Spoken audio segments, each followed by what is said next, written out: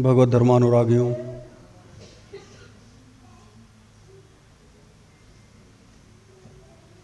आप सभी को अंग्रेजी के नव वर्ष की हार्दिक शुभकामना, बधाई। दूसरे शब्दों में कहें तो गुलामी के प्रतीक अंग्रेजी के नव वर्ष की हार्दिक शुभकामना, बधाई। आप लोगों की मानसिकता, आप लोगों का चिंतन, आप लोगों का व्यवहार इतना ज़्यादा रच बस गया है कि मुझे नहीं लगता कि इतने सारे लोग बैठे हैं, इसमें बहुत कम लोग होंगे जिनको हिंदी का 12वां महीना याद होगा। किसको किसको याद है? खाली वही पुराने लोग बोल रहे हैं। आप लोग हंस रहे हैं और मैं देख रहा हूं कितना ज़्यादा आप लोग अंग्रेजी में रच बस गए हो।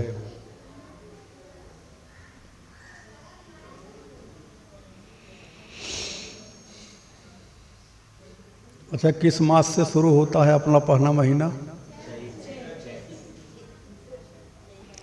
जब तक डालडा चलता था तब तक कुछ लोगों की मेमोरी ठीक ठाक थी। जब से रिफाइन चलने लगा मेमोरी और लॉस हो गई। अब आप लोग हंस रहे होंगे, सच यही है कि मेमोरी लॉस करने में रिफाइन तेल की बड़ी भूमिका है।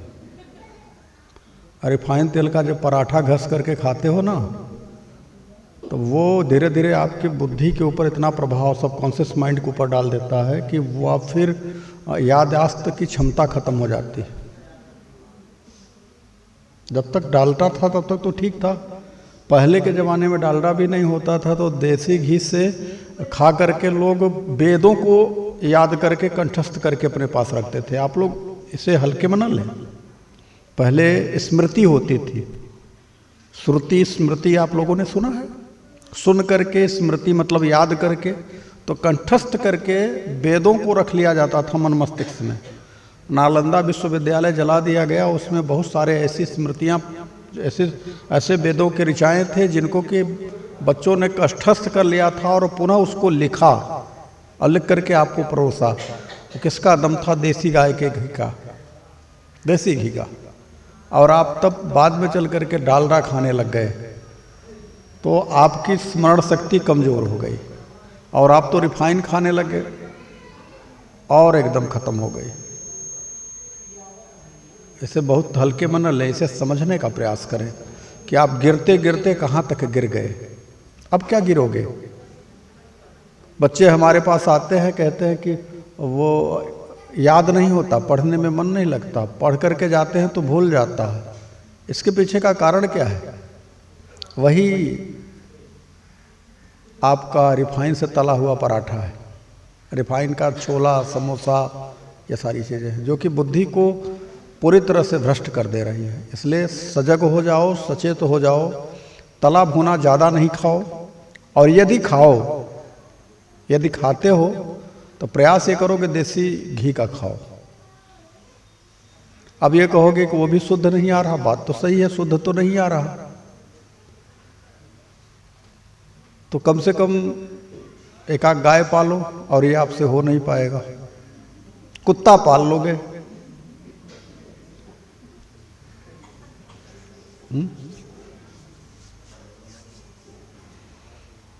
आप लोगों ने कभी देखा है कि गाय के गोबर से, और जब गाय मूत्र करती है, गाय का गोबर और गाय का जो मूत्र होता है, वहाँ जहाँ करती है वहाँ की एक अलग स्मेल होती है। कभी देखा है? ध्यान दिया है? अब आप वहाँ एक जो ओहरा चेक करने वाली मशीन है, वहाँ ले करके जाओ, आप उसको लगाओ, देखो आपको कितनी पॉजिटिव एनर्जी वहाँ मिलती है। और वही गाय बैल के अलावा भैंस के जहाँ गोबर करती है, जहाँ मूत्र करती है, वहाँ ले जाओ तो वहाँ नेगेटिव एनर्जी मिलेगी आपको। और जहाँ कुत्ता करता है तो वहाँ तो बात ही खत्म है। बहुत सारी चीज़ों को हमने जानबूझ करके अपने लिए, जैसे कहते हैं ना कि गुटखा फाड़ करके खाते हो तो जानते हो कि ये कैंसर जनित है, ये कैंसर दे सकता है, लेकिन आप मानते हो क्या? आप खाते हो। बस उसी तरह से समझ लो कि ये जो चीज़ें हैं आपके जीवन में, ये जो चीज़ें हैं ये आपके लिए कष्टकारक हैं, इनसे अवॉइड करो, इनसे बचो। मेरा कहने का अभिप्राय यह था कि आज अंग्रेजी का ही सही, नया साल है तो इस साल कुछ न कुछ, कोई न कोई एक बुराई जो आपके अंदर हो, जैसे छोड़ नहीं पा रहे हो। बुराई बहुत है, काम की है, क्रोध की है, लोभ की है, मोह की है, गुस्से वाली प्रवृत्ति की है, अज्ञानता की है, तिसड़ा की है, दूसरे के दोषारोपण करने की है, दूसरे का दोष देखने की है।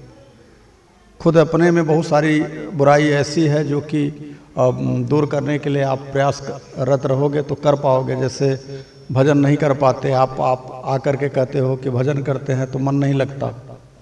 तो ये सारी चीज़ें जो हैं उनको आप देखो, उन पर आप कंट्रोल करो, उन पर आप विचार करो और ऐसा आज मान करके चलो कि आज एक बुराई अपने आश्रम से प्रतिज्ञा करके जा रहे हैं कि छोड़ देंगे। ऐसा एक प्रयास करो। अब ऐसा नहीं है कि आप सब के अंदर बुराई नहीं है। अच्छा, कोई है ऐसा जो बताएगा कि हमारे अंदर कोई बुराई नहीं है?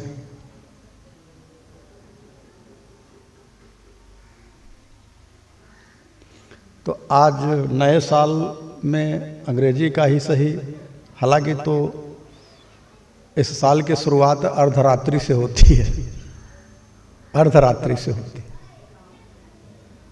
हम आज आश्रम में ही थे तो सुन रहे थे, पटाखे बोल रहे थे, पटाखा फोड़ रहे थे लोग 12 बजे। सुन रहा था, मैं सोच रहा था कि कितना रच बस गया है ये अंग्रेजी का साल। हालांकि अब तो कुछ सुधार हो रहा है, लोगों में बहुत सारा सुधार हो रहा है।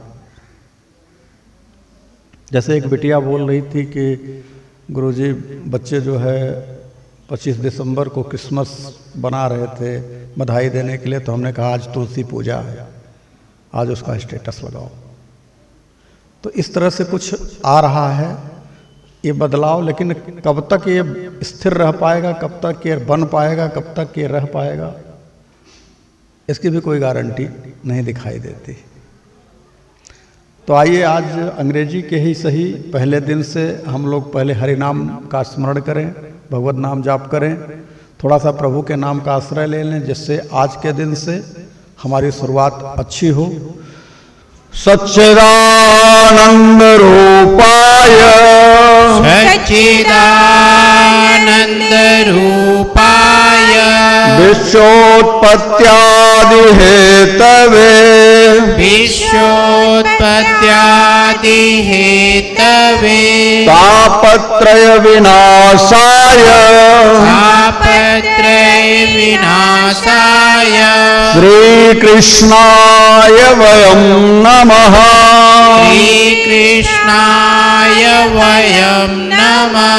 कृष्णाय वासुदेवाय कृष्णाय वासुदेवाय हरये परमात्मने हरये परमात्मने प्रणतः क्लेशनाशाय प्रणतः क्लेशनाशाय गोविन्दाय नमो नमः। गोविन्दाय नमो नमः। रामाय रामभद्राय रामाय रामभद्राय रामचन्द्राय मानसे रामचन्द्राय मानसे रघुनाथाय नाथाय रघुनाथाय नाथाय सीताया पतये नमः।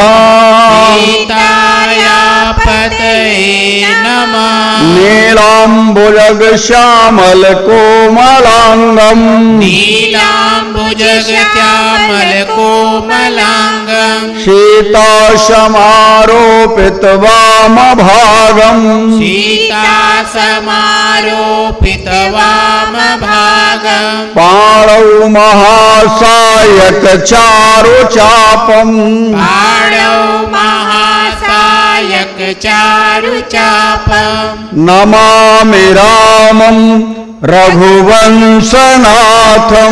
नमामि रामं रघुवंशनाथं अतुलित बलधामम अतुलित बलधामं हेम शैलाभदेहम हेमशैलाभदेहं धनुजवन कृशानम धनुजवन कृशानं ज्ञानिनानम अग्रगण्यम ज्ञानिनानामग्रगण्यं सकल गुण निधानम सकल गुणनिधानं वानराणामधीशम वानराणामधीशं रघुपति प्रिय भक्तम रघुपति प्रिय भक्त वात जातम नमामि वात जातम नमामि वात जातम नमामि हे गोविंद हे गोविंद हे माधव हे माधव हे मुरलीधर हे मुरलीधर हे राघव हे राघव हे मेरे राम हे मेरे राम मुझे अपना बना लो प्रभु मुझे अपना बता लो मैं आपका ही हूँ प्रभु आपका जन्मों से भटका हूँ प्रभु जन्मों से भटका हूँ, अब तो अपना लो प्रभु तो अपना मुझे अपना बना लो प्रभु मुझे अपना बना लो प्रभु मुझे अपना बना लो प्रभु हरि ओम। भगवत धर्मानुरागियों, आज हम सभी को प्रभु से कुछ मांगना चाहिए।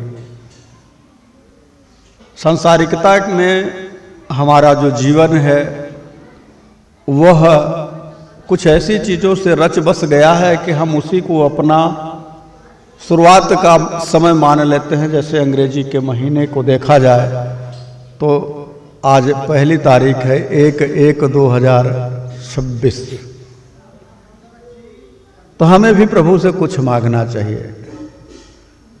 अब आप पूछोगे कि क्या मांगा जा सकता है, क्या अच्छा है मांगने के लिए? तो हर एक की अपनी अपनी कामनाएं हैं। तो आप ये भी पूछ सकते हो कि आपकी भी तो कुछ कामना होगी। तो हमारी दो कामना है।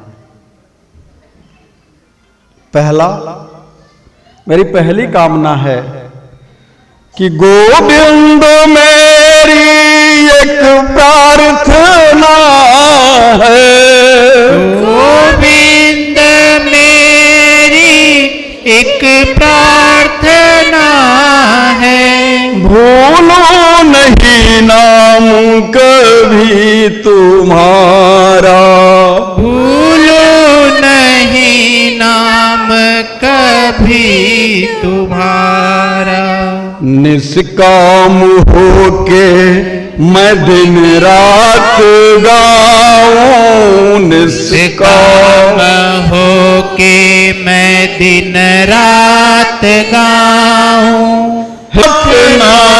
नारायण वासुदेव।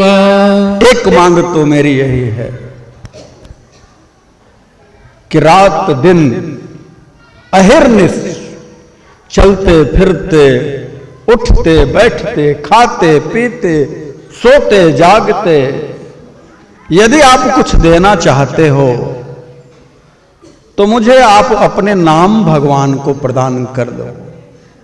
मैं आपके नाम का संकीर्तन हमेशा करता रहूं। मेरे मन में, मेरे बुद्धि में, मेरे विचार में आपके नाम के अतिरिक्त कुछ भी ना आए प्रभु। यही मेरी प्रार्थना है, यही मेरी मांग है। और मुझे विश्वास भी है कि आप निष्काम भाव से मांगी हुई प्रार्थना की हुई चीज को जरूर देते हो। तो मेरी यही प्रार्थना है कि आपका नाम मेरे जिह्वा से कभी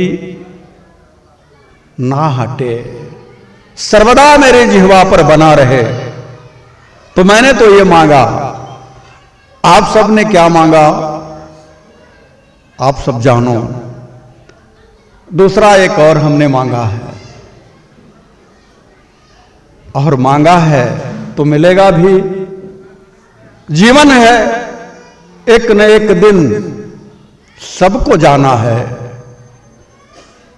अच्छे से रह रहे हो उनको भी जाना हो, गरीबी में रह रहे हैं उनको भी जाना हो, अमीरी में रह रहे हैं उनको भी जाना हो। जाना तो सबको है, लेकिन प्रभु जाते समय जो मेरा प्राण है वो कैसे और कहां निकले, ये मेरी दूसरी मांग है। मैं प्रभु आपसे कहना चाहता हूं, रो करके कहना चाहता हूं, मांगना चाहता हूं कि देहांत काले तुम सामने हो, देहांत काले तुम सामने हो, देहांत काले तुम सामने हो, देहांत काले तुम सामने हो, मुरली बजाते मन को लुभाते, मुरली बजाते मन को लुभाते, मुरली बजाते मन को लुभाते, मुरली बजाते मन को लुभाते। ये भाव मैं इसलिए कह रहा हूं कि जीवन में सबके साथ में कुछ न कुछ घटता है।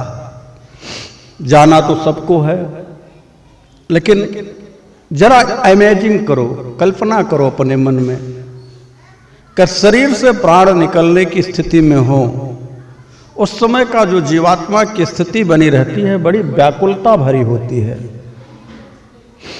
उस समय उसे कुछ नहीं सूझता है, लेकिन पूरे जीवन का यदि वह प्रयत्न करे, नित्य निरंतर भगवान नाम जाप करता रहे, नित्य निरंतर वह भगवान के साथ में अपने आप को जोड़े रखे और प्रभु से रोज प्रार्थना करे कि हे गोविंद, हे माधव, हे मुरलीधर, हे राघव, हे मेरे राम, मैं आपका हूं और मुझे आप अपना बना लो। देखो एक बात बताऊं, भगवान है कौन? भगवान सर्वशक्तिमान, वह परात्पर परम ब्रह्म परमात्मा है, जिनके यहां वह सब कुछ उपलब्ध है जिसकी आपको चाह है, जो आप चाहते हो। एक उदाहरण से समझो, एक उदाहरण दे रहा हूं। जैसे किसी चीज की दुकान हो, या समझ लो कि किराने की दुकान हो, जनरल स्टोर हो। अब वहां पर आप खड़े हो जाओ तो दो स्थितियां बनेंगी आपके साथ। आप वहां का सामान कब ले पाओगे? जब आपके पास पैसे हो, अथवा जब आप उस घर के हों, उनके अपने हों। तो दोनों स्थितियों में आप सामान ले सकते हैं। यदि आपके पास नाम का धन है, आपके पास राम नाम का धन है और भरपूर मात्रा में धन है, तो आप सर्वदा अपने धन का उपयोग करके उस सामान को ले सकते हो जो आपकी जरूरत का है। अथवा आप अगर दुकानदार के अपने करीबी हो जाओ अथवा उनके घर के हो तो आप दुकान में जाकर के जो आपकी इच्छा है वह सामान आप ले सकते हो, आपको कोई बोलने वाला नहीं है। तो मैं आपसे कहना चाहता हूं उसी प्रकार से कि परमात्मा आपका है, ऐसा आप विश्वास से मान लो। परमात्मा आपका हो जाए, आप उसके हो जाओ, वो आपका हो जाए, आप उसके घर वाले हो जाओ, तो फिर उसकी सारी व्यवस्थाएं आपकी है, फिर कुछ मांगने की जरूरत नहीं है। जो कुछ भी है वह आपका है। अथवा सकाम ही सही, सकाम ही सही, यदि आपने नाम जप किया है और नाम का धन आपके पास है तो राम नाम के धन से जो इच्छा करिहौ मन माही, प्रभु प्रसाद कछ दुर्लभ नाही। तो जो भी आपकी इच्छा होगी वह आपको उपलब्ध हो जाएगा, आप खरीद सकते हो, आप सामर्थ्यवान हो जाओगे। आप मार्केट में जाते हो और मार्केट में जाने के बाद जो आपकी जरूरत होती है, जो आपको चाहिए होता है, वो हर चीज आप मार्केट में जाने के बाद पैसे आपके पास है तो उस पर अपना अधिकार जता सकते हो और वह आपको मिल जाएगा। किसी भी बड़े मार्केट में जाओ, आपके पास पैसा है तो आप वह सामग्री जो आपकी इच्छा है उसे आप खरीद सकते हो। ठीक उसी प्रकार से समझ लो आप कि परमात्मा आपके अपने हो जाएं तो रिद्धि सिद्धि से लेकर के जो भी चीजें आपकी जरूरत की हैं आपको प्रदान कर देंगे। प्रदान नहीं करेंगे बल्कि आप उसके हकदार बन जाएंगे, आप उसके मालिक हैं, आप परमात्मा के हैं। तो जब परमात्मा के हैं तो घर का मालिक अगर उसकी दुकान है, उसकी सारी सामग्री है तो आपकी हुई, अथवा आपके पास धन हो। दो ही व्यवस्था चलती है। इन दो व्यवस्थाओं में आपके ऊपर निर्भर करता है कि आप सकाम भक्ति करके, सकाम भक्ति का अभिप्राय कि कामना से युक्त होकर के आप भक्ति करें और परिणाम में आपको राम नाम का तो धन मिलेगा, उससे जो चाहेंगे इंद्रादिक सुख का भी भोग आप कर सकते हैं, आपके अंदर वो सामर्थ्य आ जाएगी। लेकिन ध्यान रहे कि आप अगर कामना से भगवान की भक्ति करते हैं, धन इकट्ठा करके भक्ति करते हैं, राम नाम का ही धन इकट्ठा कर रहे हैं, लेकिन सकाम होकर के यदि आप राम नाम का धन इकट्ठा कर रहे हैं तो परिणाम में क्या होगा कि धन एक दिन समाप्त हो जाता है, लेकिन रिश्ता तो समाप्त नहीं होता। धन आप जैसे समझ लीजिए व्यवहारिक जगत में आपके पास 1 लाख रुपया हो, किसी आप होटल में जाओ और कह दो भैया मेरे पास 1 लाख रुपया है, ये ले लो, मैं यहीं रहूंगा। मैनेजर बोलेगा रहो, जो आपकी रिक्वायरमेंट होगी वह उसको पूरा करेगा। लेकिन जैसे ही एक एक दिन करके आप रहना शुरू करोगे, एक दिन ऐसा आएगा कि आपका पैसा समाप्ति पर होगा तो आपको पहले ही 2 दिन पहले ही आपको नोटिस दे देगा कि आप पैसे का अरेंजमेंट और करो या तो फिर निकल जाओ। वो आपसे कोई संबंध नहीं रखेगा, आपका जब तक पैसा है तब तक आपको वो सुविधा देगा। ऐसे ही सकाम भक्ति करने वाले जो साधक हैं तो जब तक उनके पास राम नाम का धन रहेगा तब तक तो चलेगा। वो इंद्र तक बन सकते हैं, स्वर्ग लोक की कामना करेंगे तो स्वर्ग के देवता भी बन सकते हैं। लेकिन तेतम भुक्त्वा स्वर्गलोकम विशालम छिड़े पोड़े मृत्युलोकम विसंते एवं त्रयी धर्म मनु प्रपन्ना गता गतम काम कामा लभंते। आप स्वर्ग लोक की कामना करें, आप सकाम होकर के तो आपको वह चीज मिल जाएगी, लेकिन पूर्ण छीड़ होने के बाद आपका पतन सुनिश्चित हो जाएगा।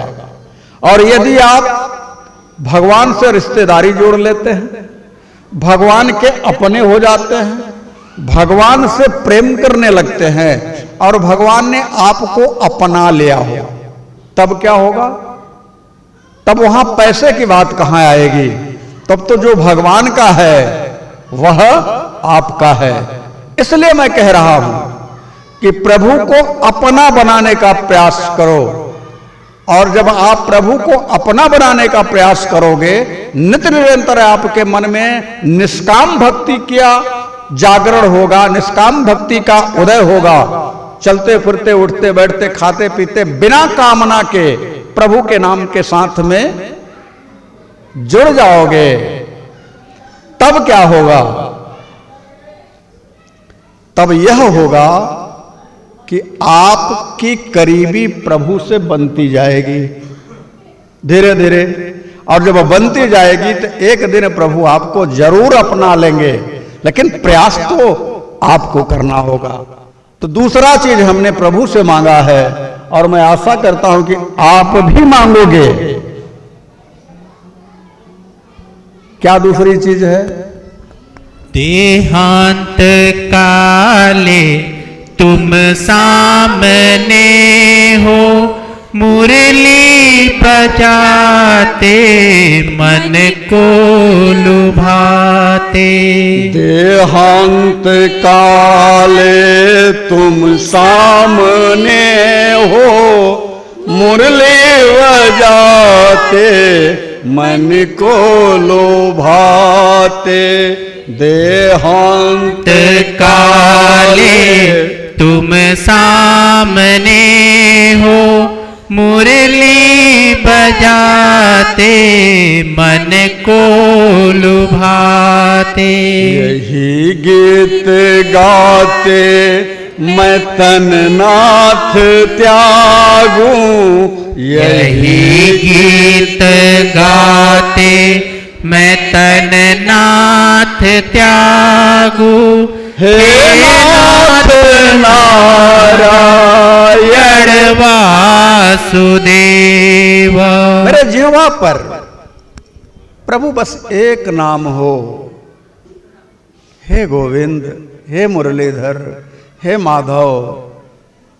मैं मन से, वाणी से, कर्म से आपका हो जाऊं। मैं जानता हूं नाथ, ये स्वार्थ भरे संसार में जितने लोग हैं बिना स्वार्थ के हमसे नहीं जुड़े हैं। किसी न किसी प्रकार से मेरे जीवन से जुड़े हर व्यक्ति का अपना स्वार्थ है, वो चाहे कोई भी हो। हमने करोड़ों खर्च करके मकान बनाया, सारी सुख सुविधाएं दे दी, लेकिन अंत समय में जब प्राण निकलता है प्रभु, आप मेरे अंदर से निकल करके बाहर होते हो, ते स्वार्थी दुनिया पल भर में बिस्तर से उठा करके नीचे सुला देती है। और तो और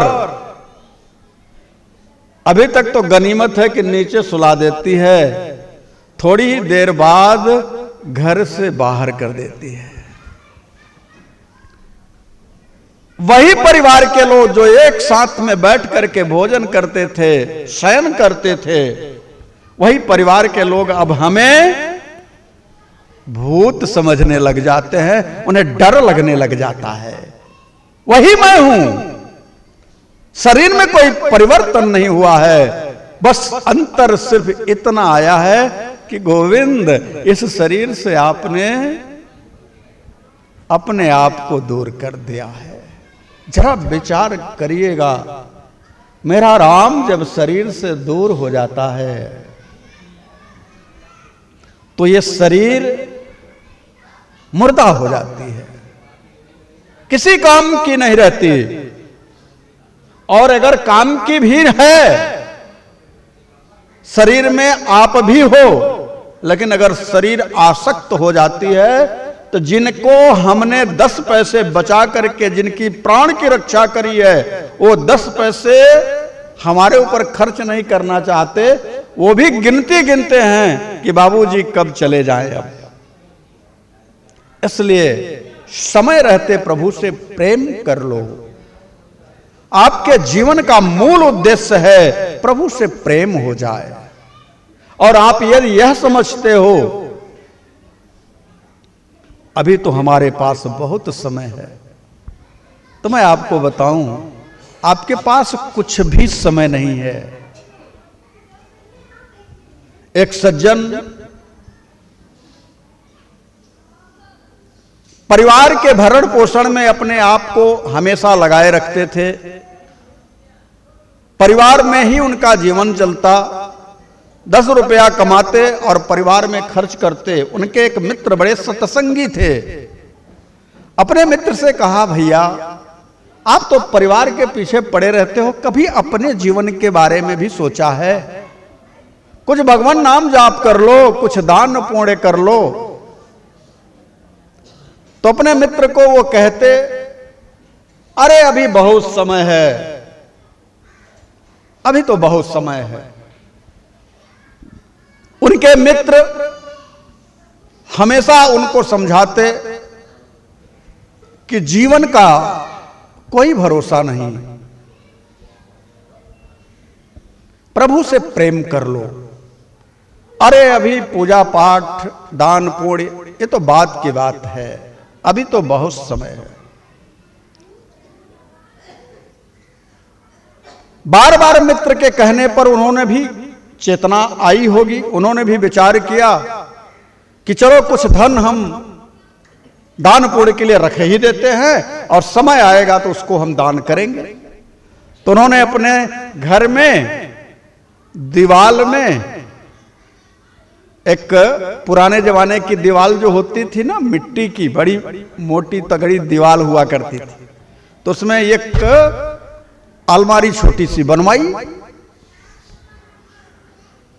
पहले के जमाने में उसको गौखा बोलते थे, क्या बोलते थे, और उसी में उन्होंने 10,000 स्वर्ण मुद्राएं रख करके ऊपर से मिट्टी चढ़ा दिया, लेपन कर दिया कि समय आएगा तब इसको खोल करके निकालेंगे और दान पुण्य करेंगे। जब भी मित्र उनके कहते कि कुछ दान पुण्य करो, कुछ भगवान नाम जाप करो, कुछ तीर्थ तीर्थाटन करो, तो बोले बहुत समय है, हमने अपनी व्यवस्था कर ली है, आपको टेंशन लेने की जरूरत नहीं है। और प्रभु की व्यवस्था में यदि आप अतिक्रमण करते हो, अपने मन से चलते हो, तो निश्चित तौर से आप यह समझ लो कि आपकी दुर्गति निश्चित है। जो उनके मित्र महोदय थे, वो जो बार बार उनको कहते कि आप दान पुण्य करो, आप भगवत चिंतन करो, आप तीर्थाटन करो, तो कौन कहता था?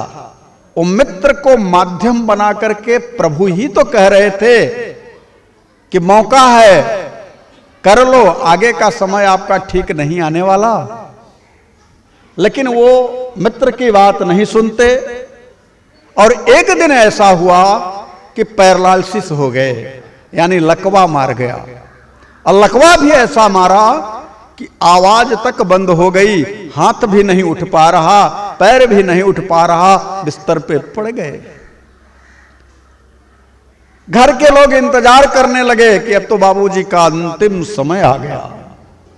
मित्र आए और कहा, मित्रवर हमने कहा था ना कि कुछ दान पुण्य कर लो, आपने मेरी बात नहीं सुनी। मित्र की बात कान में जब पड़े हुए थे तो हाथ उठा करके इशारा कर रहे हैं कि उसी दीवाल में है, निकाल करके दान पुण्य कर दो। यह बात बेटे जानते थे कि हमारे बाबूजी ने 10,000 स्वर्ण मुद्रा इस दीवाल में अंतिम समय के लिए दबा करके रखा है, लेकिन बेटों के मन में लालच आ गया, ये तो जा ही रहे हैं, तो जो 10,000 स्वर्ण मुद्रा है हम दोनों भाई बांट लेंगे, ये बिना वजह का क्यों उठा करके लोगों को दे दें।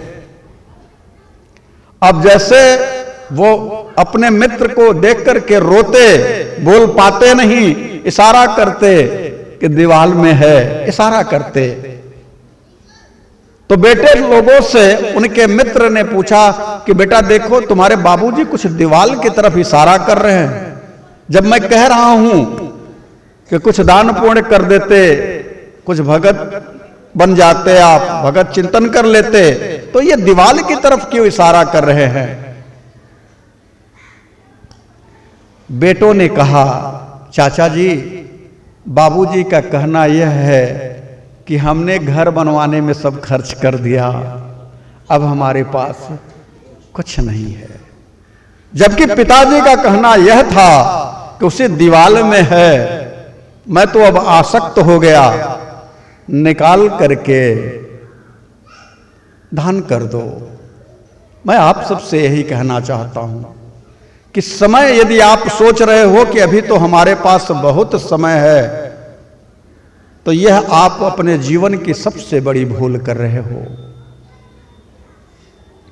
अपने मन के भाव में यह व्यवस्था बना करके रखो और रोज प्रभु से प्रार्थना करो कि नाथ, मैं तो अज्ञानी हूं, नहीं जानता कि मेरे साथ क्या होने वाला है, लेकिन प्रभु मेरी एक प्रार्थना आप सुन लो, और वह प्रार्थना यही प्रतिदिन किया करो कि देहांत काले तुम सामने हो, देहांत काले तुम सामने हो, मुरली बजाते मन को लुभाते, मुरली बजाते मन को लुभाते, यही गीत गाते मैं तननाथ त्यागूं, यही गीत गाते मैं तन नाथ त्यागूं। हे नाथ नारायण वासुदेव, हे नाथ नारायण वासुदेव।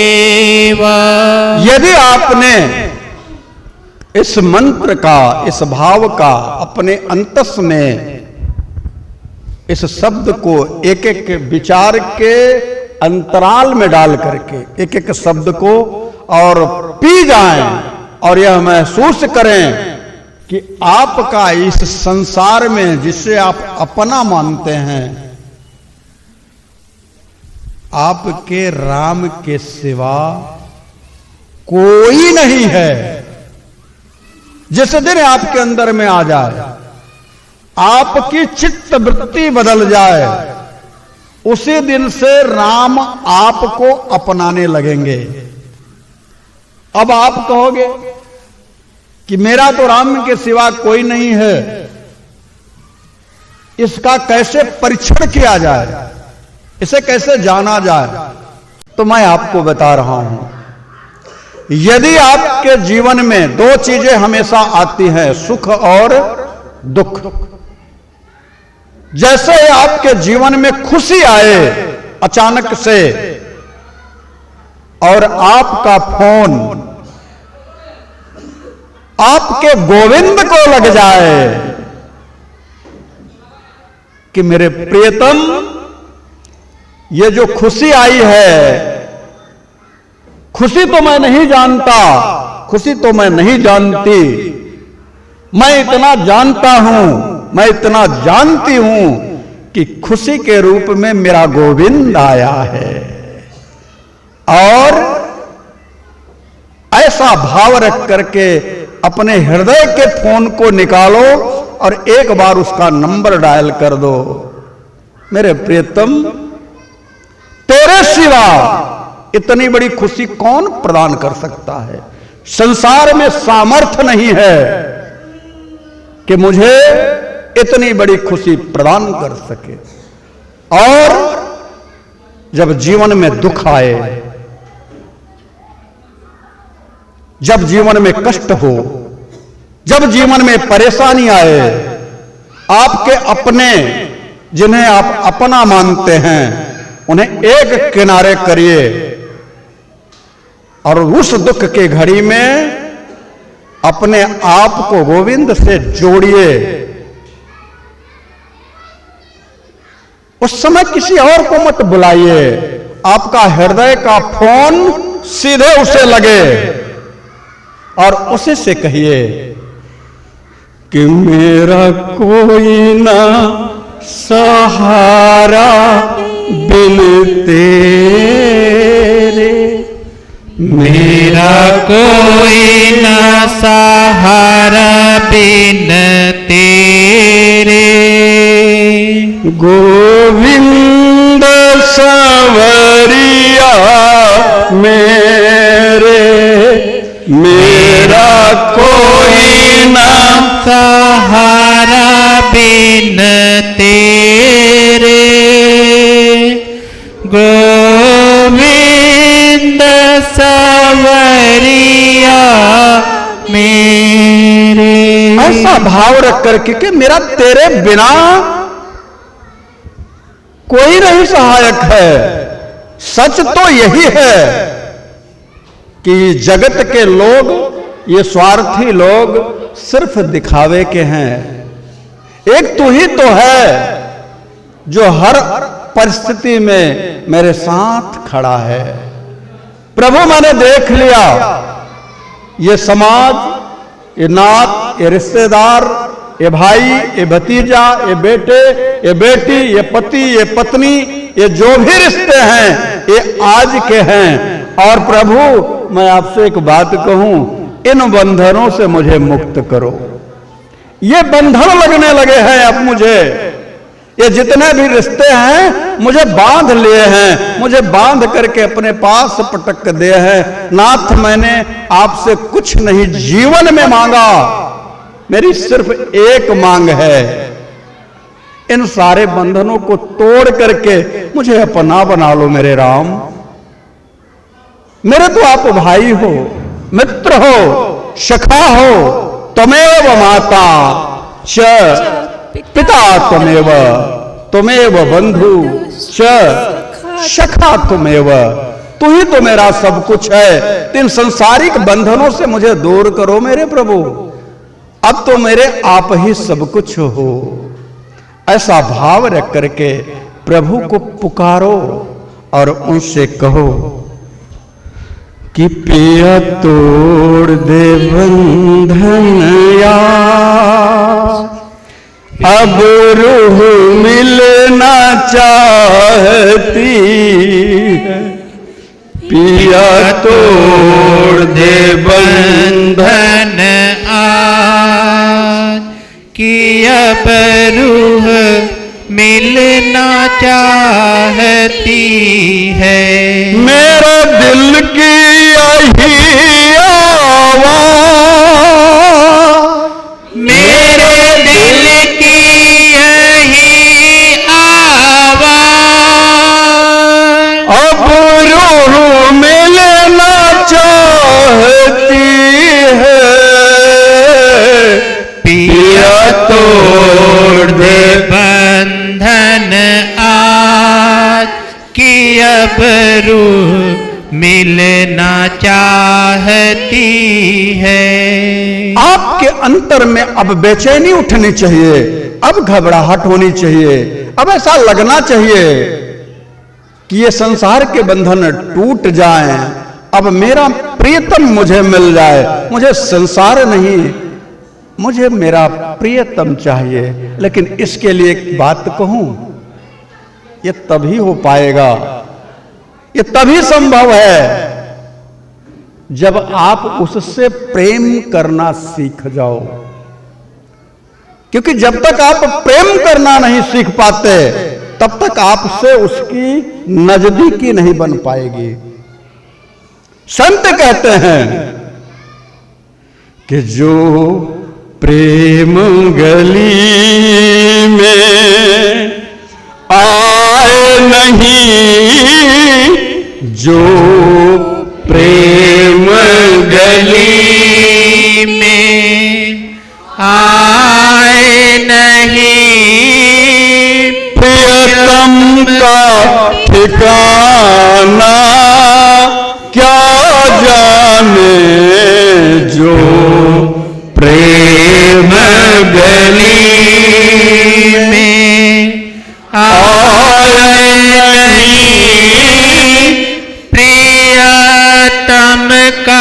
ठिकाना क्या जाने जिसने कभी प्रेम किया ही नहीं, जिसने कभी प्रेम किया ही नहीं, वो प्रेम निभाना क्या जाने जिसने कभी प्रेम किया ही नहीं, वो प्रेम निभाना क्या जाने जो प्रेम गली में आए नहीं, प्रियतम का ठिकाना क्या जाने जो प्रेम गली में आए नहीं, प्रियतम का ठिकाना क्या जाने। इसलिए कहता हूं कि एक बार इस संसार के कूड़े कचड़े वाले प्रेम को एक किनारे रख करके निस्वार्थ भाव से एक बार अपने प्रियतम से प्रेम करके देखो, एक बार उसे पुकार करके देखो, एक बार उसे अपना बना करके देखो, एक बार उसके हो करके देखो। ये संसार के लोग तुम्हें स्वार्थ बस प्रेम करते हैं, ये कब जानोगे?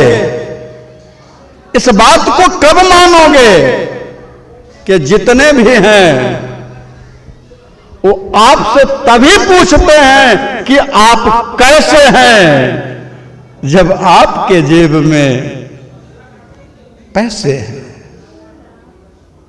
एक मेरा गोविंद ही है जो हर परिस्थिति में आपको अपना बनाने के लिए तैयार है।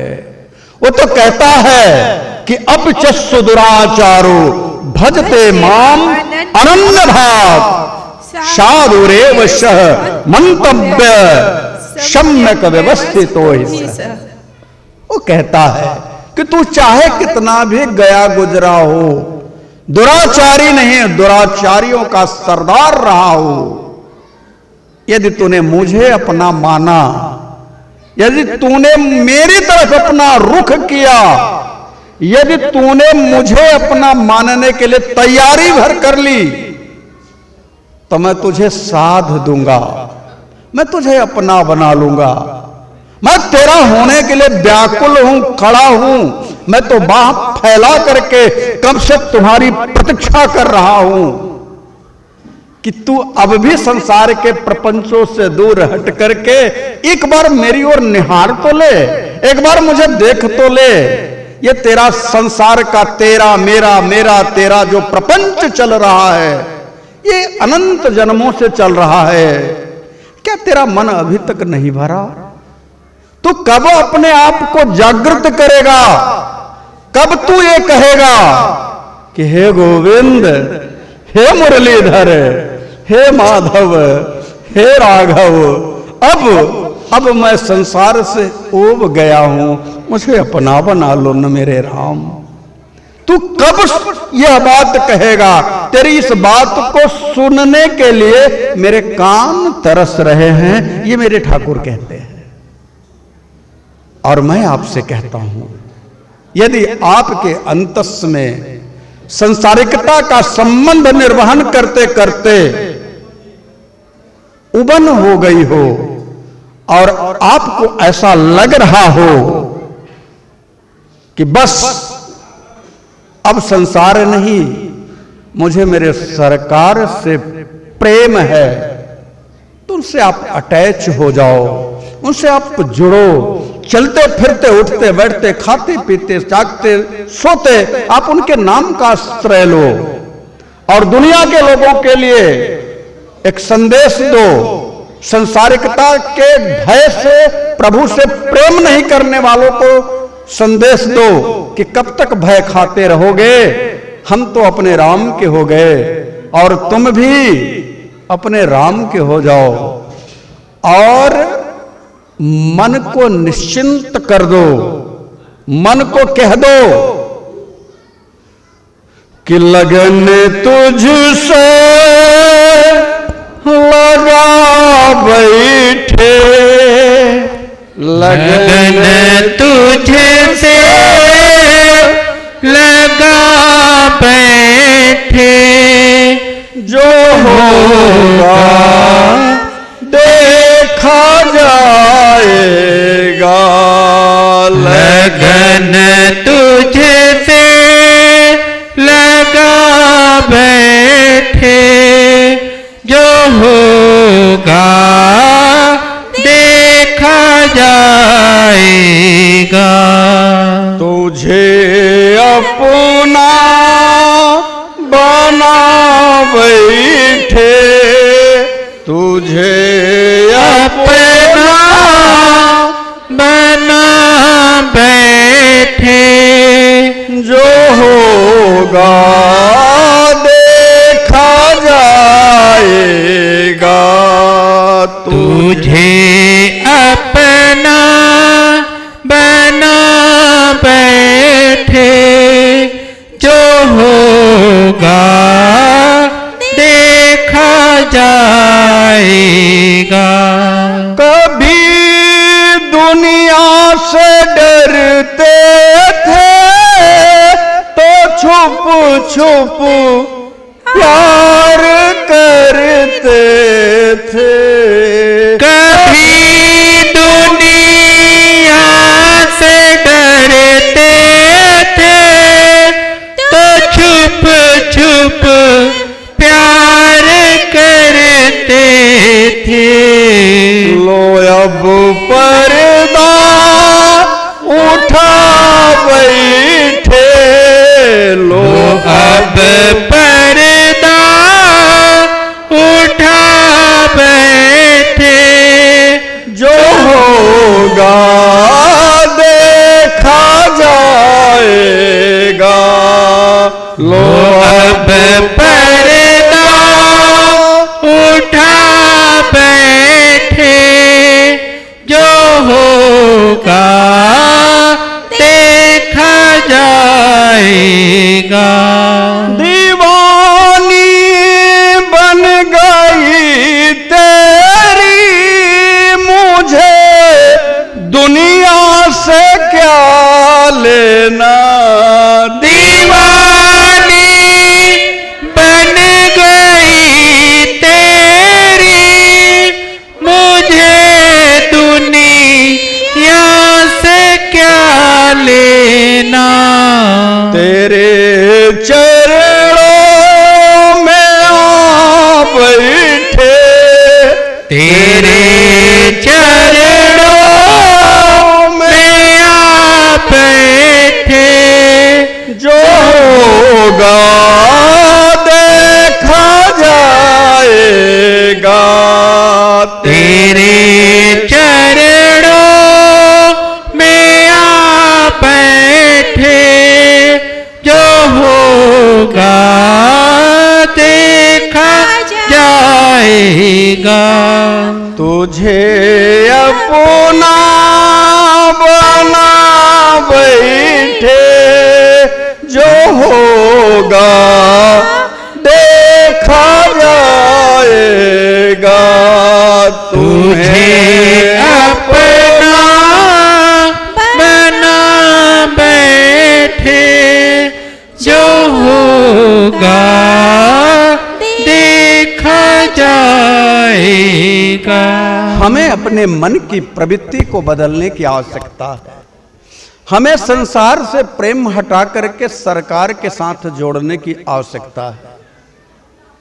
यदि हम अभी भी नहीं जागे तो ध्यान रखना, एक दिन ऐसा आएगा कि जब बिस्तर पर आसक्त होकर के पड़ जाओगे, उस समय अपना किया हुआ कर्म याद आएगा, पश्चाताप करोगे, पछताओगे, अंदर ही अंदर रोगे कि हमने अपना जो वास्तविक जीवन था, मिला था प्रभु की सेवा के लिए, प्रभु को अपना बनाने के लिए, प्रभु से अपना प्रेम, अपना रिश्ता जोड़ने के लिए, उसे हमने व्यर्थ ही गंवा दिया। यह मानव देह इतनी दुर्लभ है कि देवता भी इस मानव देह को पाने के लिए तरसते हैं। यह मैं नहीं कह रहा, मानस खुद कहती है कि बड़े भाग्य मानुष बड़े भाग्य मानुष तन पावा, सुर दुर्लभ सद ग्रंथ निगावा, साधन धाम मोक्ष कर द्वारा, साधन धाम मोक्ष कर द्वारा, पाई न जे परलोक सवारा, पाई न जे परलोक सवारा। ये बड़े भाग्य से मानव जीवन मिला है, बहुत भाग्य से मिला है। और इसे पाने के बाद आपने परलोक की व्यवस्था को अपने अंतस में नहीं समझा, आप उसकी सुध लेने के लिए अपने आप को तैयार नहीं कर पाए, तो ध्यान रखना, अंत समय में इतना पछताओगे, इतना पछताओगे कि खुद पर रोगे, चिल्लाओगे, लेकिन किसी से कुछ कह नहीं पाओगे। इसलिए अब हो सचेत, चेत चेतन को, अब हो सचेत चेत चेतन को, अब नहीं चेते तो क्या चेतोगे चिता पर तू। जब लकड़ी पर शरीर पड़ जाएगी तब चेतना जागृत होगी, तो ऐसी चेतना लेकर के क्या करोगे। लेकिन हमारी भी स्थिति वही है, हमारी सोच, हमारे विचार, हमारी मानसिक स्थिति वही है कि हम संसारिकता की सोच रखते हैं, हम भगवत चिंतन की इच्छा से नहीं बल्कि जगत के चिंतन की इच्छा से इस जगत में शरीर, इस बपू को धारण करके बैठे हैं। हमारी मानसिक स्थिति यह है कि हम प्रभु से भी चालाकी करने में पीछे नहीं हैं। मैंने सुना है, वो कहानी आप लोग ने भी सुनी है कि एक सेठ जी थे, वो भगवान के पास मंदिर में जाते,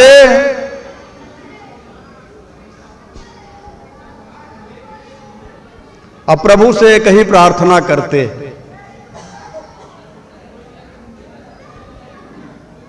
कौन सी प्रार्थना करते? भगवान से कहते कि प्रभु मेरे पास कुछ नहीं है, न धन है न संपत्ति है, मेरी स्थिति तो आप जानते हैं, मेरा भाव, मेरा मन आपके श्री चरणों के साथ में जुड़ा हुआ है। हमारी स्थिति सिर्फ यही है कि किसी तरह से आपके श्री चरणों तक पहुंच जाते हैं, आपकी पूजा याचना कर लेते हैं, आपका स्नेह और आपका प्रेम मुझे मिल जाए, इसी कामना से हम इस जगत में आए हैं और नित्य निरंतर आपके मन में अपना एक स्थान बनाना चाहते हैं। भगवान से कहता है जीव। समस्या इस बात की नहीं है कि जीव कहना क्या चाहता है, समस्या इस बात की है कि संसारिकता से चालाकी करते करते व्यक्ति भगवान से भी चालाकी करने लग जाता है। समस्या यह नहीं है कि व्यक्ति भगवान और संसार के लोगों में एक जो अंतर है उसे भी कामना के वशीभूत होकर के पाटने लग जाता है। समस्या यह नहीं है कि व्यक्ति संसार के लोगों से चालाकी करता है तो संसार के लोग भी उसकी चालाकी को जान जाते हैं, भले न कहे। आपके साथ भी इस तरह से हुआ होगा कि कोई व्यक्ति आपके साथ में मिल करके आपसे कुछ ऐसे शब्द बोल करके आपसे चालाकी करके बात कर रहे होंगे, आप उनकी बात को समझ भी जाते हैं कि ये मुझसे झूठ बोल रहे हैं, मुझसे चालाकी कर रहे हैं। इतना तक तो ठीक है, लेकिन जब प्रभु से ही चालाकी करना शुरू कर दे आदमी तो कैसा लगता है। उन्होंने अपने मन में विचार किया कि चलता हूं प्रभु के सामने और सिक्का चढ़ाऊंगा। एक सोने की सिक्के लिए लिया तो एक ही, और भगवान के पास लेकर के गए। कहा प्रभु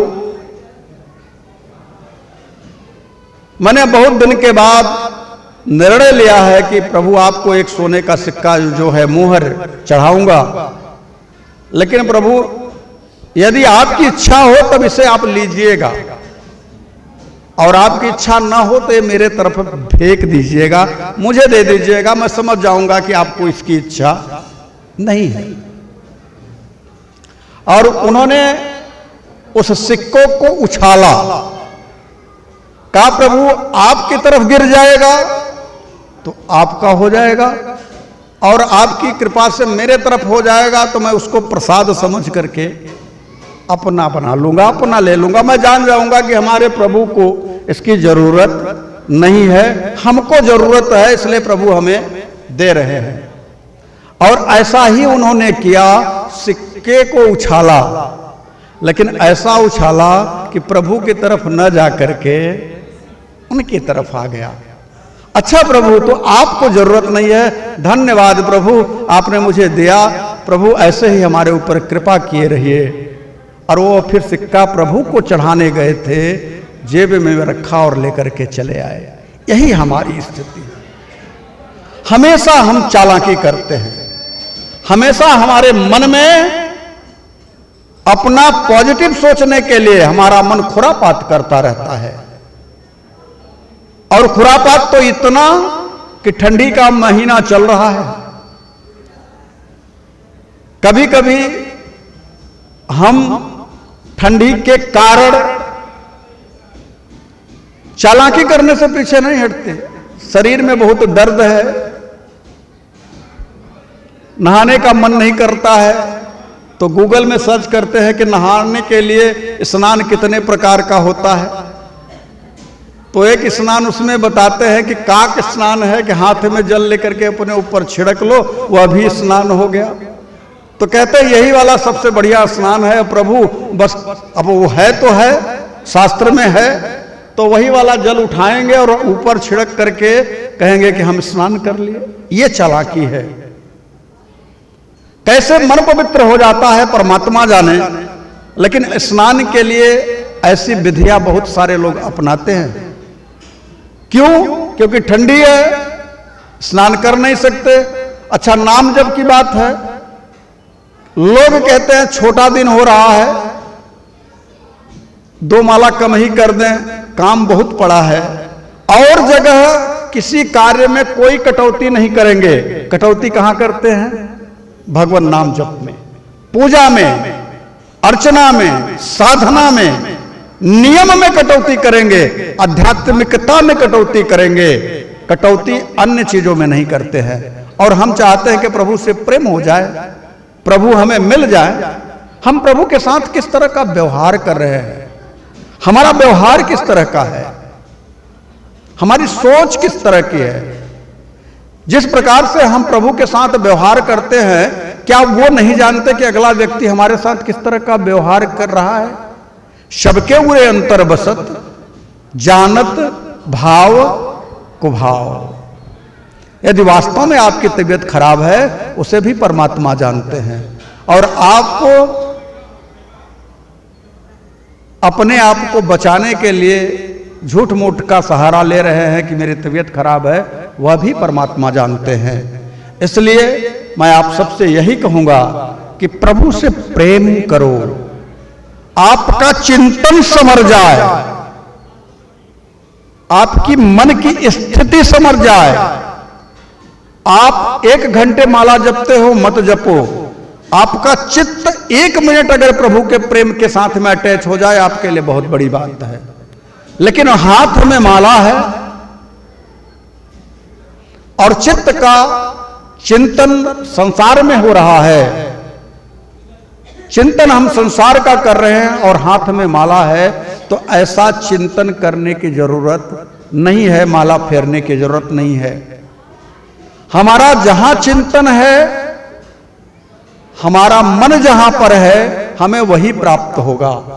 मैं आप सबसे कहता हूं, आप अपने आश्रम आओ और आपका चित्त आपके घर पे लगा हो, तो आपका शरीर आपके आश्रम में जरूर है, लेकिन आपका चित्त तो आपके घर पे है, और जहां चित्त है वहीं आप हैं। और यदि आप किसी कारण से आश्रम अपने नहीं आ पाते और आपका चित्त आपके आश्रम में लगा हुआ है, तो आप घर पर रह करके भी आप आश्रम में हो। इसलिए चिंतन को संभालो। चिंतन संभल गया, सारी चीजें आपके हाथ में आ जाएंगी। और ये चिंतन नहीं संभला तो आप कितना भी माला दे लो, कुछ होने वाला नहीं है। मिलेगा, ऐसा भी नहीं कि नहीं मिलेगा, लेकिन क्या मिलेगा इसको जानना जरूरी है। यदि आपने हाथ में माला लिया और माला चल रही है और चिंतन जगत हो रहा है, तो जिसका चिंतन हो रहा है वही आपको मिलेगा। यानी हाथ में माला और चिंतन जगत का, तो माला का परिणाम क्या होगा, आपको जगत मिलेगा। और हाथ में माला है नहीं है, लेकिन चिंतन जगदीश का हो रहा है, तो आपको गोविंद मिलेगा। फैसला आपके हाथ में, आप चाहते क्या हो। इसलिए मैंने कहा, यदि आपका भाव आपका कर्म बन जाए, आपकी व्यवस्था, आपका समय, आपका चिंतन प्रभु के साथ अटैच हो जाए, तो आप संसार में गृहस्थ में रहते हुए भी पूर्ण संत हो। और यदि आपका चिंतन संसार में है और आप वस्त्र से आप संत बन गए हो और आप किसी आश्रम में ही दिन रात रहते हो, लेकिन चिंतन यदि आपका संसार का है, तो आप गए गुजरे संसारी हो, न घर के हो न घाट के हो। इसलिए चिंतन संभलना बहुत जरूरी है। इसलिए मैं कहता हूं कि कभी कभी गृहस्थ में रहने वाले लोगों को उनका चिंतन ठीक होने के कारण भगवान उनसे मिलने के लिए उनके घर गए हैं, लेकिन जिसका चिंतन नहीं ठीक था उससे भगवान मिलने के लिए वन में भी नहीं गए हैं। चिंतन कैसा हो, तो कहा चिंतन सुतीक्षण जी महाराज जैसा हो, चिंतन व्याकुलता का हो, चिंतन ऐसा हो कि प्रभु का सुन लिया कि प्रभु वन में पधार रहे हैं और हमारे गुरु भगवान से मिलने के लिए जा रहे हैं। ऐसा कान में आवाज आई किसी के द्वारा, किसी ने कह दिया कि जानते हो सुतीक्षण, ठाकुर जी पधारे हैं वन में और अगस्त जी से मिलने के लिए जा रहे हैं। अब तो छटपटाहट बढ़ गई चिंतन इतना प्रबल हुआ कि अंतस में उद्गार उठने लगा। कैसा उद्गार? आत्मचिंतन का, आत्मसमीक्षा का। प्रभु अगस्त से यानी हमारे गुरु भगवान से मिलने जा रहे हैं। हमारे गुरु भगवान तो दिव्य हैं, मैं उस लायक शायद नहीं हूं, इसीलिए प्रभु हमसे नहीं मिल रहे हैं। और रोने लगता है और कहता है कि हे विधि दीन बंधु रघुराया, हे विधि दीन बंधु रघुराया, मोसे 60 पर करी है दाया, मोसे 60 पर करी है दाया। ब्रह्मा को कहने लगा, हे विधाता, क्या मेरे जैसे 60 के ऊपर भी प्रभु की कृपा होगी? संत है लेकिन अपने आप को क्या कह रहा है? मोसे 60 पर करी है दाया। फिर विचार करता है कि मेरे अंदर तो कुछ है ही नहीं। गुरु भगवान ने हमसे कहा कि जब तक तू मेरे राम को नहीं लेकर के आएगा तब तक तू मेरे पास नहीं आएगा। इसलिए गुरु भगवान का सत्संग भी जीवन में नहीं उतर पाया है। नहीं सत्संग जोग जप जागा, नहीं सत्संग जोग जप जागा, नहीं दृढ़ चरण कमल अनुरागा, नहीं दृढ़ चरण कमल अनुरागा। न तो मेरा हमारे सरकार के दृढ़ चरण कमलों में प्रीति ही है, कोई दृढ़ प्रीति नहीं है। न तो सत्संग है, न चरणों के साथ में प्रीति है, और ना ही मेरे अंतस में सरकार के श्री चरणों के प्रति अनुराग है।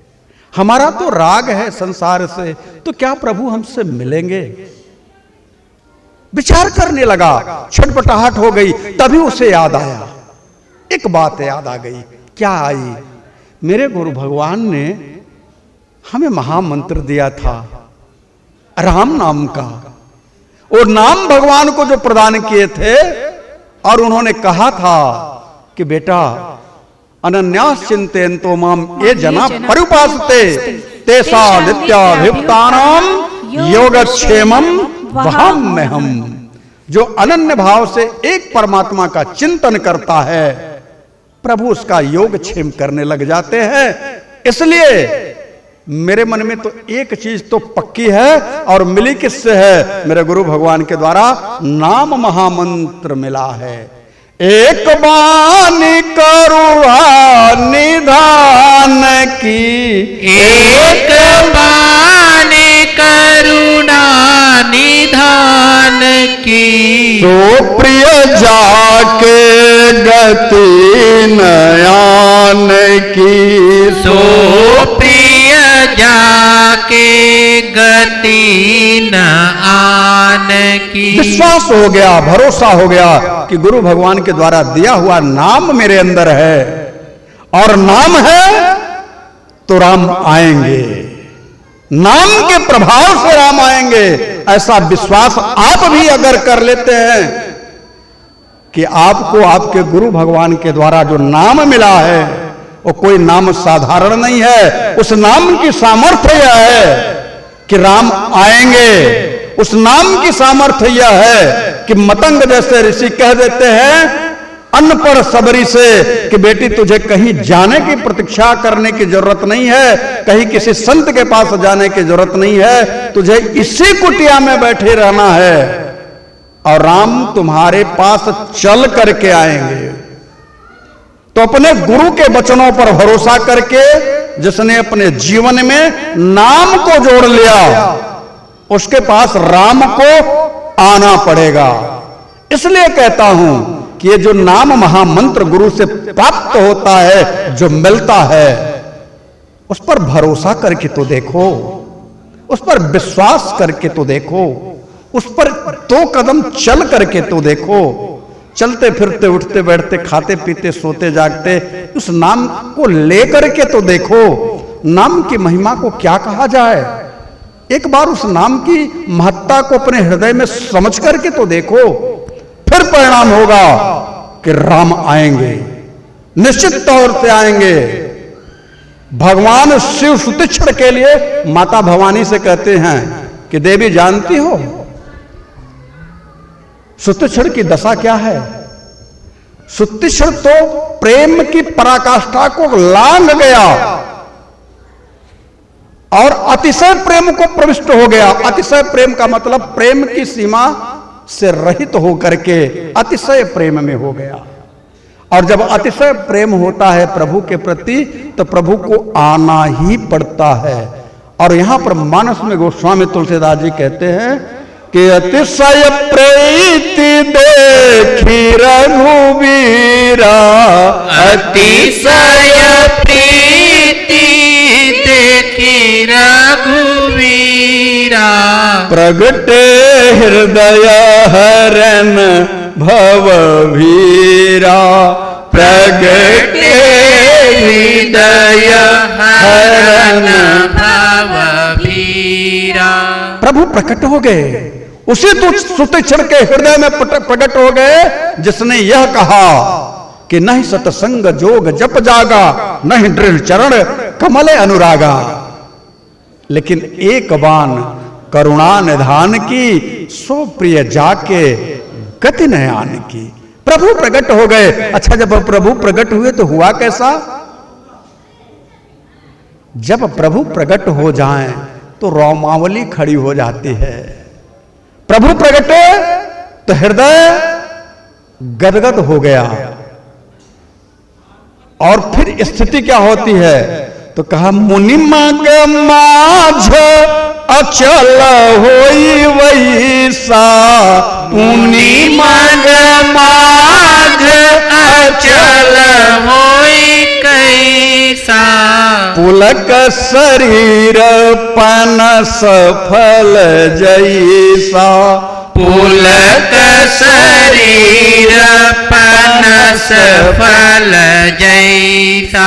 जैसे कटहल का फल देखा है आपने, उसके ऊपर जो रोम कंटक होते हैं, कड़े कड़े निकले होते हैं ना, उसी प्रकार से सुतीक्षण जी के शरीर के रोमकूप खड़े हो गए हैं और हृदय में परमात्मा आ गए हैं।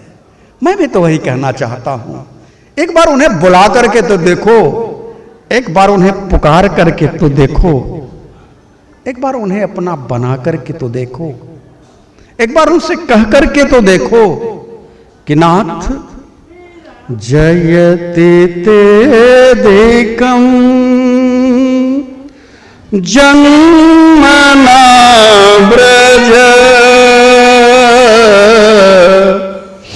श्रयति इंदिरा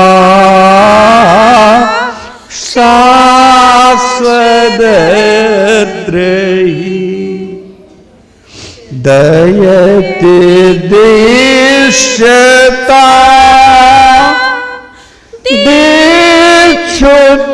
दीक्षुतावका त्वयि धृतास्तवा त्वां विचिन्वते। हे मेरे गोविंद, आप मेरे हृदय में, मेरे मन में, मेरे तन में, मेरे प्राण में, मेरे अंग अंग में आपके सिवा मेरा कोई नहीं है। आप मुझे छोड़ करके कैसे जा सकते हो मेरे नाथ?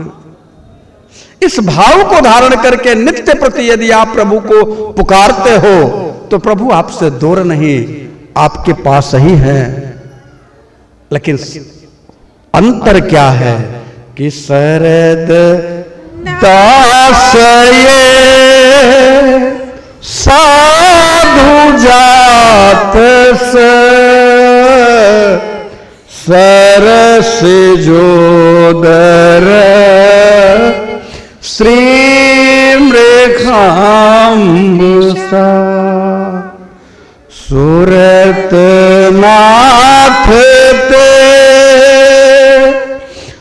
अशुल्क दासी का बरद निघ्न तो नेह किंबद।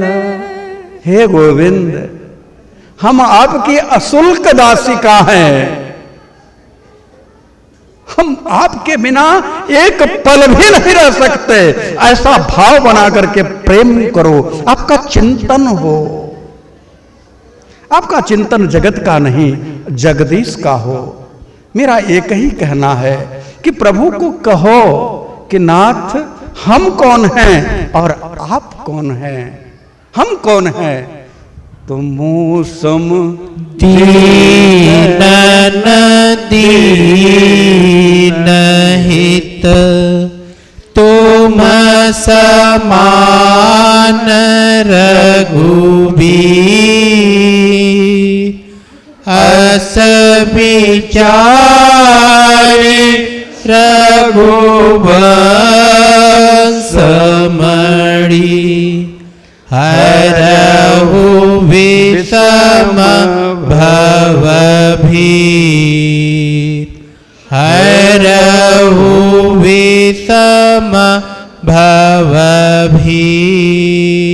कामिहि नारी प्यारी जिमि लोभी प्रिय जिमिदाम। तिमि रघुनाथ निरंतर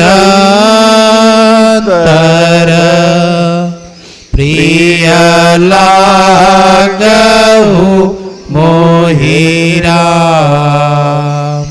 प्रिय लागहु मोहि राम।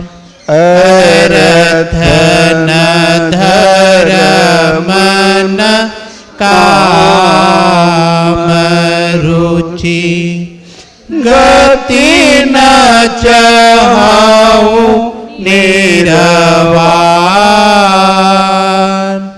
जन्म जन्म रति राम पद यह वरदान आन। यह वरदान आन। श्रवण सुजस सुनि आयहूँ। प्रभु वंजन भवभीर।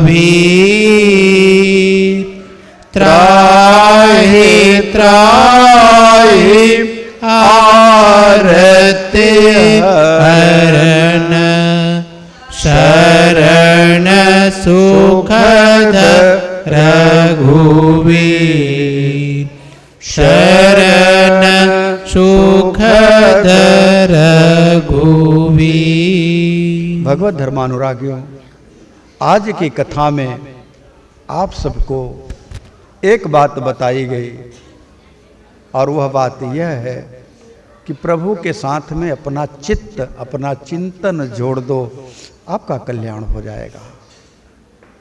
इसलिए आज की कथा का जो भी पुण्य फल है परमात्मा आप सबको प्रदान करें, आप सबका कल्याण हो, आप सबका मंगल हो। और आज हमने शुरू में ही कहा कि आप अपनी कोई एक बुराई जो आपके अंदर हो, जिसे आप जानते हैं, आज उसे छोड़ दो। आज से तय करो कि इस बुराई को हम अपने जीवन में अब नहीं लेकर के चलेंगे। कोई एक बुराई आप यहाँ त्याग करके जाओ और एक संकल्प लेकर के जाओ कि आज से हम नाम जप जो करते हैं उसमें थोड़ी बढ़ोतरी कर देंगे। समय निकाल करके आज से हमारा नाम जप इतना होगा, और ऐसा भाव बना करके यहाँ से कुछ प्रभु से अपने प्रतिज्ञा करके संकल्प करके जाओगे, आपका कल्याण होगा, परमात्मा की कृपा बनी रहेगी।